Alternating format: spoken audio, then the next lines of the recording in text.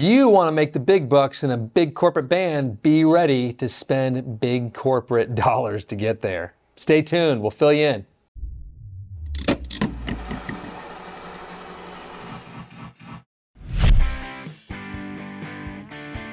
Hey, it's me, Baxter. And Jonathan. Here at Casino Guitars, playing golf. Always golfing. Hitting sharks. That's not true. It doesn't rhyme at all, does it? Playing golf and hitting sharks? Is that a thing in golf? Yeah, that's what you always say. I got a shark. Oh. Like when you hit a good shot. Yeah, that's what I say to the boys all the time. He doesn't out at know. the country club. Yeah. We need to go to Pinehurst. We live near Pinehurst. We need to go to Pinehurst and go to like the putting green, like get drinks. Can I wear this hat? Somebody told me once that on their biggest day they ever had at the bar at Pinehurst, this is the outside bar at the Cradle. They made $200,000 in sales. 200,000. I don't understand how that's possible. I think that's an incorrection. I don't see it's possible. I was like, I was trying to do the numbers on it. They said, well, they have some shots that are $500. I'm like, how many of those do they have? Anyway, it's another story. That's okay. So you see these bands. You're in a band, let's say. You're in a band. You're in a band. And you're in a basic average band like all of us have been in. Play guitar and stuff. But you want to make some real money.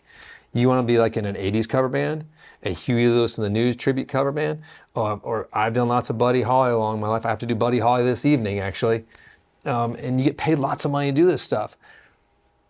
But you got to have a few things ready to do it. Well, and this comes, Derek, you've heard us talk about the Neon Rooster. There was a private event there, and one of my friends actually has an 80s sort of tribute band called Cassette Rewind. They do really well. They're out of Charlotte. And so, Derek had some cool observations about how professional it was, how good they sounded, and how well the crowd reacted to them. So it just got us kind of... Well, I mean, first and foremost, I'll skip it. I was sort of saving it for the end, but you got to have the show. It's got to be a show. You got to have the talent. Yeah. You got to have the act put together. That's almost secondary. Let's get into we're going to jump back to that in a little bit. You got to have the gear. Yes. So you can't just have you don't have to have like big towers of amps and 412s. You can use it all in the box. But it's got to be nice sounding. You got to have your own PA usually too, because like if they're playing at the Rooster, that's different. There's a built-in PA. But most of these guys are playing events where it's an empty room. When you show up to events and you have to have good sound. It has to look nice too. It's got to look okay. You can't show up with like the ratty felt where the metal grill's all punched in. I did book a band for the Pinehurst Forum that had that, and I was watching. I was like, man, it's like the rusted grill, and they're a good beach shag type band. I was like, man, you guys get paid a lot of money. Y'all need to upgrade the look of this. Anyway, another story. Well, you can replace most of that stuff when it gets all fix it. Beat to hell. Or creatively find ways to there's ways you can not make it look. But it can't. You need to have a decent sound system. But you also have to have a lighting system. And I would say you need the right sound system for the right place, because if it's a 3,000 person event versus like a smaller place with 100 people. Well, even the same, like when I book for Pinehurst a lot, it's a 300 seat sort of theater. But we change the sound according to the band, like what we bring in. Like, are we going to need subs? Are we going to need like this monitor mix? Are we going to use in-ear? You need in-ear most likely to get to have it dial. You don't have to, but for this type of band, it usually makes sense. If you're doing a corporate top 40 or 80s band, you probably at this point in the game, you probably run the click, you're probably running tracks, right? Unless you got a huge band. But still, so you're running this all on computers. So you have your computer set up as well, but you also probably have, as we know, a sub backup computer as well, because if that computer fails, your show fails. It's probably fine. Don't worry about the backup.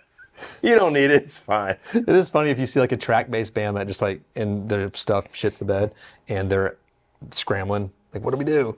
Guess we're playing Uptown Funk for 2 hours. Let's go. Which is great. God bless Uptown Funk always.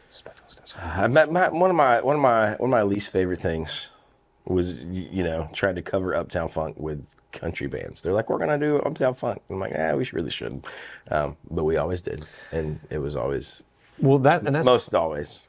And that's what goes back to, besides the equipment, the rehearsal time you got to put into it, the outfits, but like the stylistic fluidity of whatever genre you're choosing, you have to put a lot of time into that. Like that's sort of phase 2 of this. Like you can't, if you're a Michael Jackson tribute band, you got to have tight sounding guitar and bass. Well, yeah, for sure. But I mean, there's just so much thing. You said something about the outfits, right? Like you can't show up. I'm like, I show up to my gigs and this. It's fine. But yeah, no, if you're gonna be friggin' you're the 80s or you're, you know, top if 40 you're- band, maybe you're wearing a suit or something. I No, don't because know. like I booked some Queen tribute acts, some ABBA tribute acts, Chicago tribute acts. Chicago's a little different. They don't have to worry about the outfits as much. They have like some nice clothes because Chicago's still going. But ABBA is sort of frozen in time. Yeah. And you have to have, you know, costumes that are either made for you or expensive ones that you buy. Or you're hitting up like vintage shops or something, right? Like you're going to like I was thinking about like if you're trying to do like Led Zeppelin and you need like the bell bottoms and you know the weird little blouses that They're not blouses, they're they're shirts. absolutely They're blouses. shirts of that masculine Robert Plant thrusting power. Jimmy Page raid forever. your mom's closet. It's fine. But yeah, Probably done that once or twice when I was 15 for other reasons. What are you gonna do? But no, the outfits are important. Then you got to spend time choreographing. You got to be good. Yeah. and No, do that. like, I'm- it's a I'm- weird thing. That goes back to the show, right? Like some of these things you couldn't stand around. Well, we talked about doing like a Tom Petty tribute because we could stand around.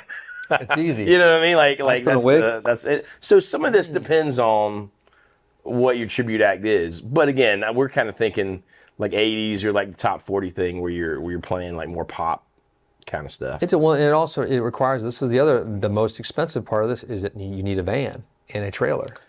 Like these are because all the stuff you're toting around is very You're expensive. traveling. Yeah. And you're traveling. Insurance, God.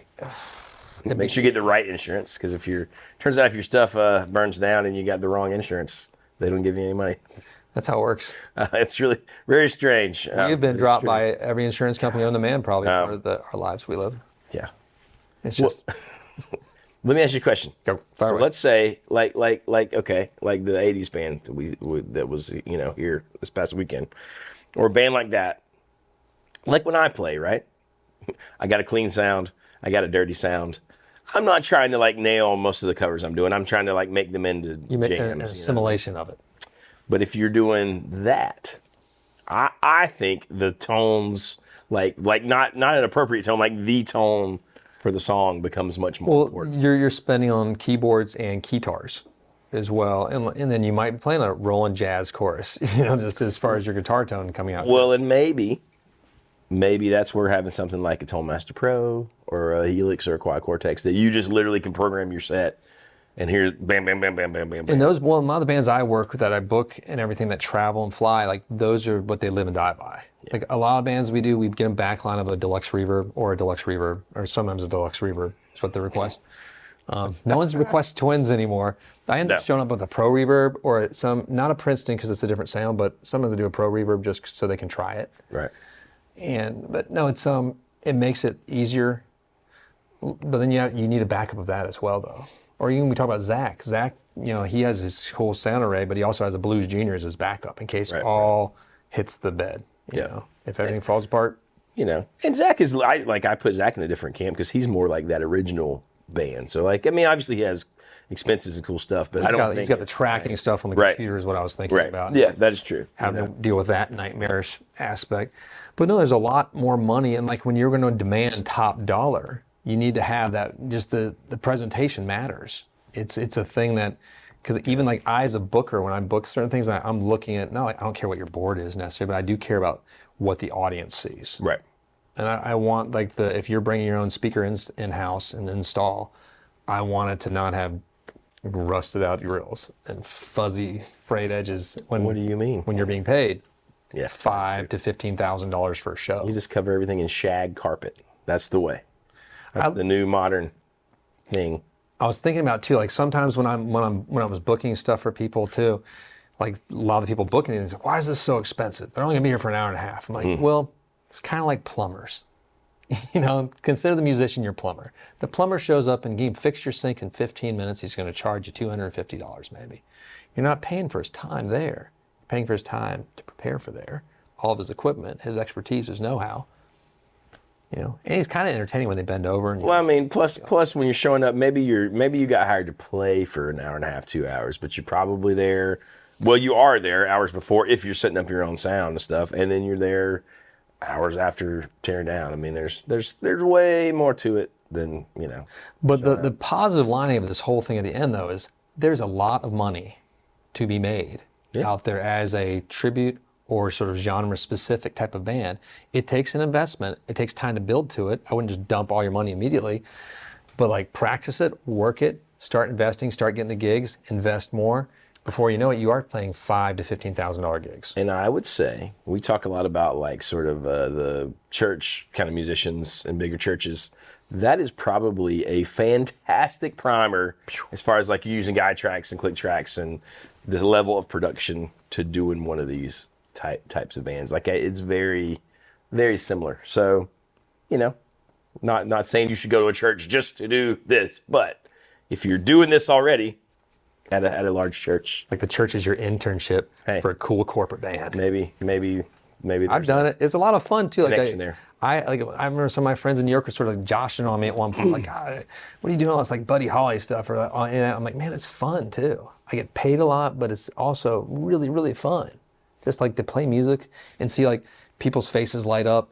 And if you're in an 80s tribute band, everybody pretty much from their, from the 20s up still loves the 80s.